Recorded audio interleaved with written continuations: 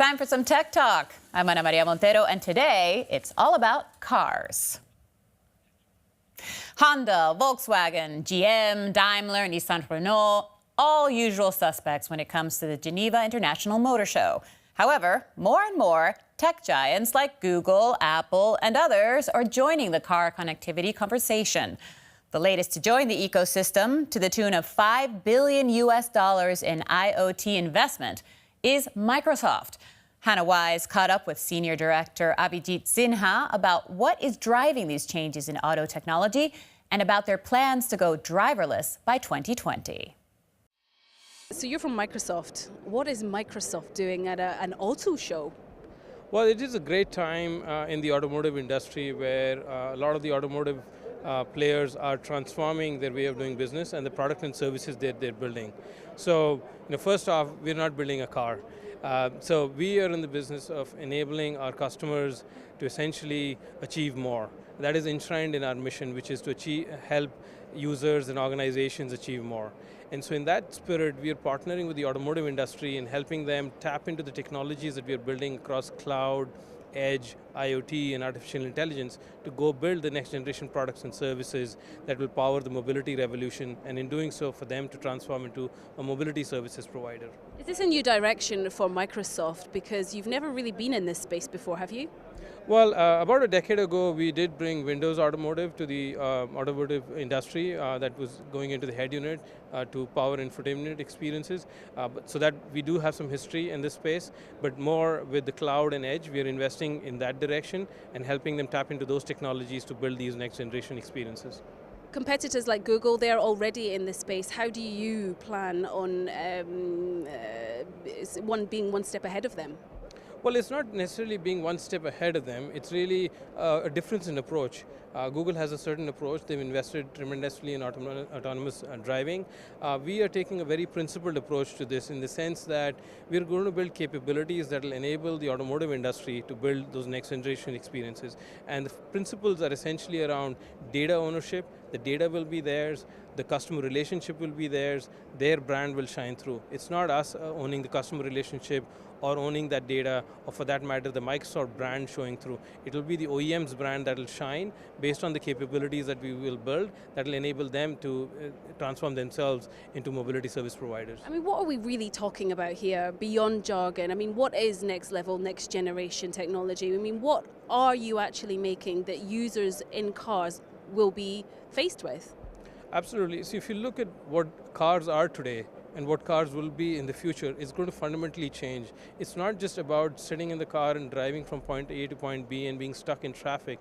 It's really about the experience in the car, but the experience of the car interacting with its environment. Like what? Can you give me an example? So for instance, today when we go from point A to point B, the best way we have to plan our path is using either a map on a phone or a map integrated into the car. But it's not as informed about, it's not contextually aware about us or the destination or the task at hand or what else is going on in our life. With technology being imbued into every part of our life, that intelligence and that input and that signal can be aggregated in, and your path from A to B can be optimized based on that. So for example, going a certain different route can be chosen based on where connectivity is more optimal, so that if you're on a call, it takes you down a path where there is less congestion and you have a better call experience. So that's just one example. There are many experiences like that where the confluence of technology, the signals, IoT will enable much better experiences in the future. Pardon the pun, but what's driving this change? Because is it technology that we just want to be more technically advanced? Is it laziness? Is it ease of life? Or is it business? Does it just come down to money? Well, I think it's all of it, right? I mean, there is an element of what is the environmental impact of us driving a car from point A to point B. What is the business model for the OEM in terms of building that asset and how that is sustainable over a long period of time. And for us as consumers too, many people talk about the cars being parked in the driveway for a majority of the time and not the asset utilization being low. So there's fundamental economics, there's environmental factors, there's time and productivity, there's the operational process of producing the car as well, and the experience that we have in the car and outside the car, and how we interact with the car and transportation as such. So all of those things are what is powering a lot of this change. What are the challenges ahead when it comes to artificial intelligence, connectivity, and things like that? I think that's a great question because artificial intelligence, represents enormous potential for augmenting human ability to achieve more. But beyond that, there are significant challenges as it pertains to security, safety, privacy, and importantly, ethics as well. AI can enable a lot. So the question we have to ask is not what computers and AI technology can do, but what should they do? Because we have to apply this technology in a very responsible manner, especially in transportation, because there are lives at stake. And so we have to ensure that AI is not just harnessed for the power it represents, but it is applied in a very responsible manner to ensure the safety of people, but also for them to be able to derive the benefits that this technology represents. Microsoft is investing $5 billion in this kind of technology over the coming years. How much of that is going to be on car tech? Well, I think $5 billion is our investment in IoT. And automotive is going to benefit a lot from those IoT investments. But as I How said, much though? I think there isn't a number we can put in this because we are essentially in the business of building out a horizontal platform that applies across industries. So the IoT pattern goes across industries, and automotive will certainly benefit for that. We haven't allocated a specific dollar amount in that $5 billion towards automotive, but much of that investment will accrue value to automotive as well. And $5 billion, is that enough in this day and age? Well, I think for right now, I think that is a substantial investment, and we've calculated what we need to do in order to help our customers and partners. And as things evolve, we are more than happy to keep doubling down on this because we know that this technology will power a lot of change and a lot of transformation in society, and we are fully committed to that. So we'll do what it takes, but right now that's our investment, and we think it's adequate to power the change for the next few years. Now, you've been wandering around these vast halls at the Geneva International Motor Show 2019. What has struck you, or what have you noticed when it comes to car tech and IoT here? Well, I think it's the dialogue that's changing. Car shows have traditionally been one where the design, the aesthetics, the power of the car has been something that they've talked up.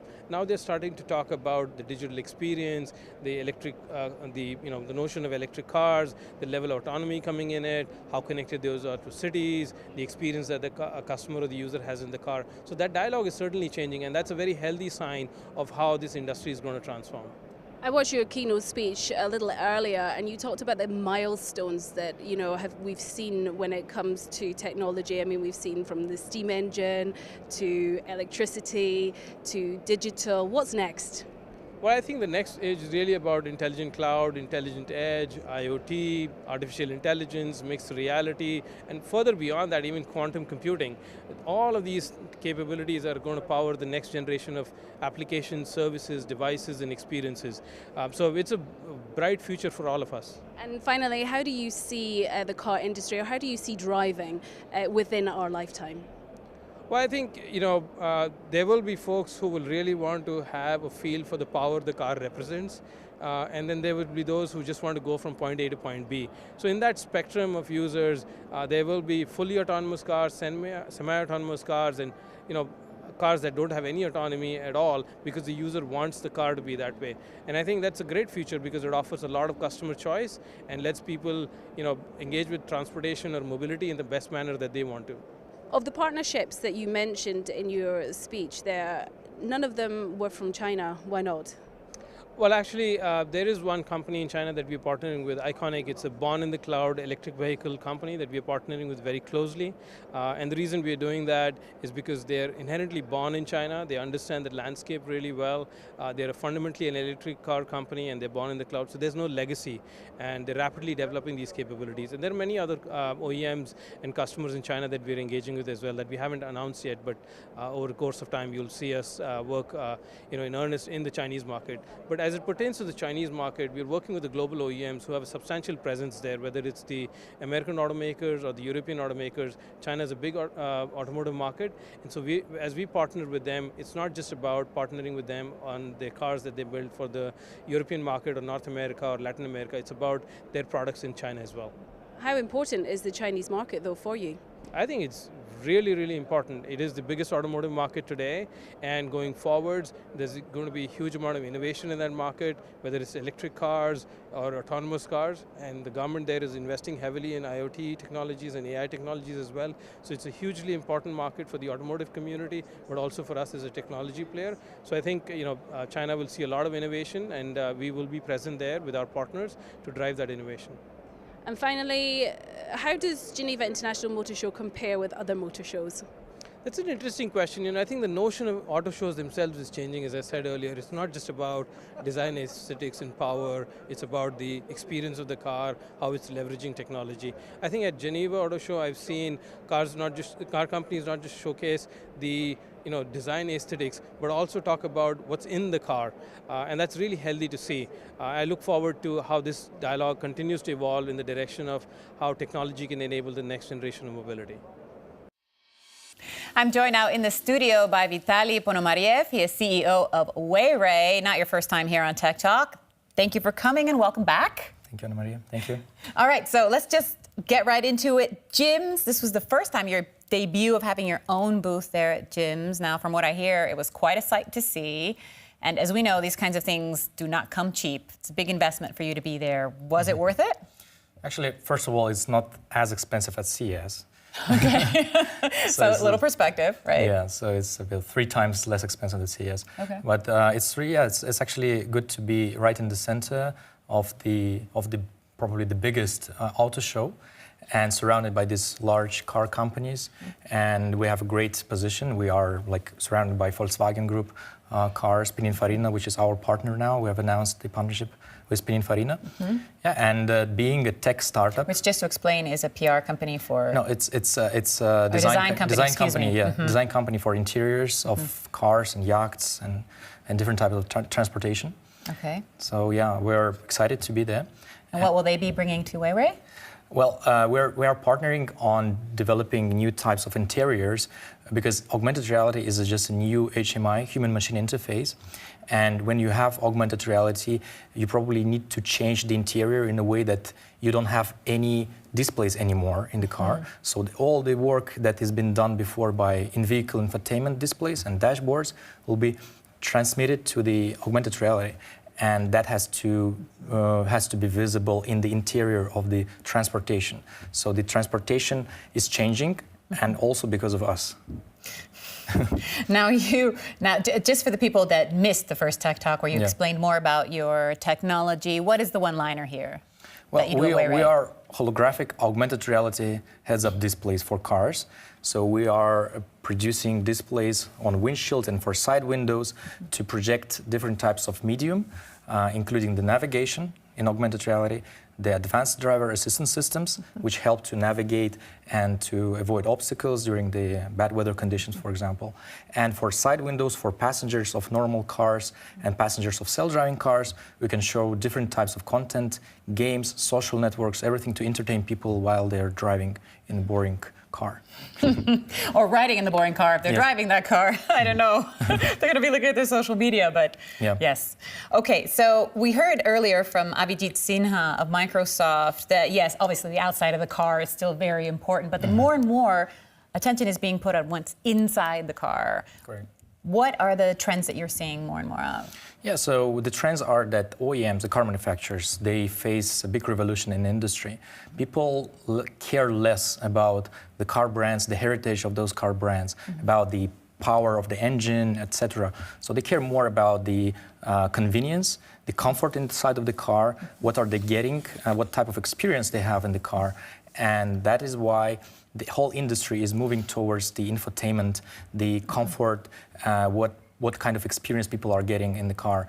And that is how our technology is complementary, because we are actually visualizing virtual worlds around the car, and we also can add, we can be complementary to the smartphone experience in the car. How so?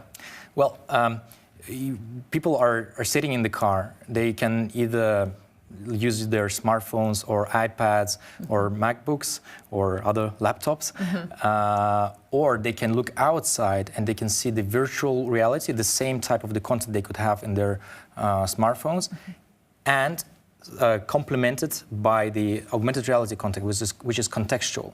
So they can see the real world with virtual objects integrated into the real world. Wow, that is I think there's a lot. That's a lot going on in the car. Not a lot of driving. Again, I would hope. Yeah, I mean, the cars are getting more self-driving. So for the drivers, Yeah, definitely betting on the self-driving. Yeah. Yes, exactly. But for building the confidence to the self-driving technology, you still need to visualize how the car makes a decision. And augmented reality is the most natural way on how doing this. So you visualize the computer vision, you visualize how the car detects objects, and that's how you feel more confident sitting in the self-driving car. One of the major points of discussion, of course, is that more companies are getting more and more into AI and data. But at WayRay, you are sticking with your hardware. Yeah, so we are mainly a display company. We provide the display technology, on top of which we have a software that is able to render the content around the car. So we have an access to different sensors of the car, like cameras. So we understand the context around the car, and that's why we can render everything around it, everything virtual. But we are building the marketplace, which is kind of app store for applications. So both car companies, mobility companies, and third-party developers can develop their applications for our platform. It's like app store that can be social networks, games, whatever. So you are kind of getting into data, or? Yeah, we are providing platform for that. For that. But of course, it's related to the data. It's related to a big amount of data that we need to work with. Somehow you have to harness that. That's one of the resources of the future, as we keep saying, no? Yes. You might lose out if you don't. Yes, and there is a lot of real-time computing, so we split between real-time and cloud computing, and that's why machine learning is important, so you can recognize real-time objects, and you don't have time to send this data to the cloud and then assess it and have something rendered back. So that's why it's important to have machine learning algorithms in the car, inside of the car, and that's how we connect it to the AI and machine learning. But it's not our core business. Right, hardware, again, is a core business. Now, switching gears quickly, last time you were here, you had this Porsche deal was happening, but still under wraps. You couldn't tell me about it. But since then, this has happened, and now you're looking at like $80 million in funding. Because WayRay is still a startup. Yeah, we are. We're a deep tech startup. So we're a vertically integrated deep tech startup. We have raised 80 million. That was top 3 deals in Switzerland last year. Porsche was leading the deal, but there were also Hyundai, JVC Kenwood, 6 sovereign wealth funds, China Merchants Group, which is this is the oldest Chinese fund. Yeah, so that was a quite big round of investment, and we're going to raise even more money in the future.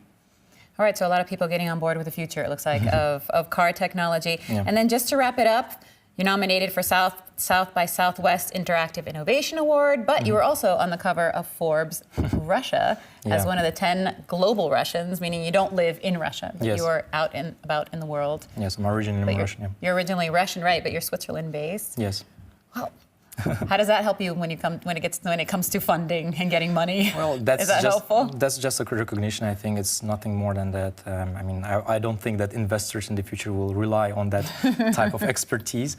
But anyways, it's good to have. And it's good. And you're bringing those factories to Switzerland in 2019. We're going to build a factory here in Switzerland. Yeah. We talked about that last time, but you're also bringing your holographic labs as well. So we are the most experienced team in holography in the world. And right now we have competences in holography in Moscow, but we're moving them to Switzerland. Wonderful. All right. So WayRay is here to stay, it sounds like. Yeah, exactly. Thank you so much for joining us, Vitaly. It's always a pleasure. And to all of you, thank you for being here on Tech Talk. Don't forget, you can catch up with all of our other Tech Talks, including this one, on cnnmoney.ch. Much more here to come on the Swiss Pulse, so stay with us.